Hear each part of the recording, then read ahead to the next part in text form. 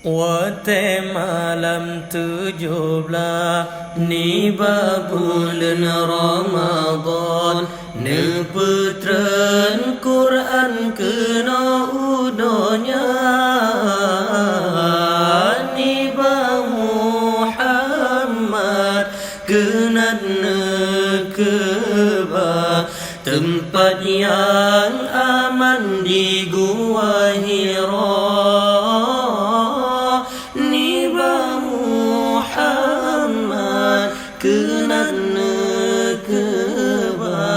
tempat yang aman di Gua Hira karena Qur'annya la tadfaedah petunjuk arah jalan yang takwa kepada manusia karena Qur'annya la tadfaedah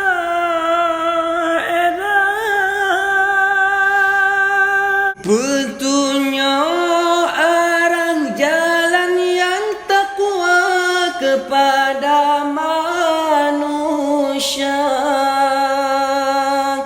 bahwa tandana Allah yang pejit langit bumi dalam Quran nyatakan nyata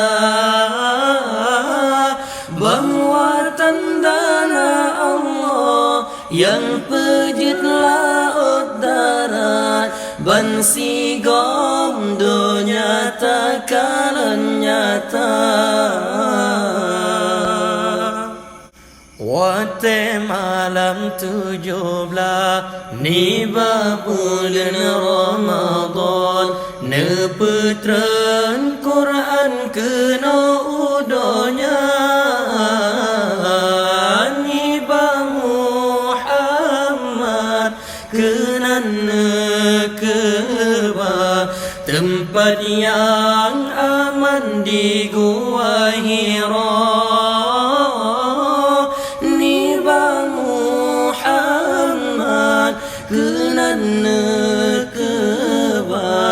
tempat yang aman di Gua Hira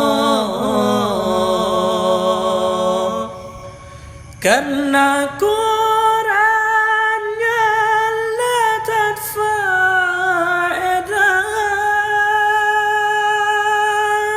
petunjuk arah jalan yang takwa kepada manusia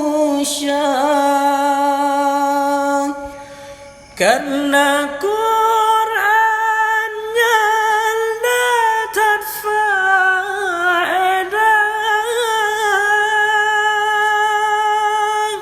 petunjuk arah jalan yang takwa kepada manusia bahwa tandana Allah yang pejit langit bumi dalam Quran nyatakan nyata bahwa tandana Allah yang pejit laut darat ban sigom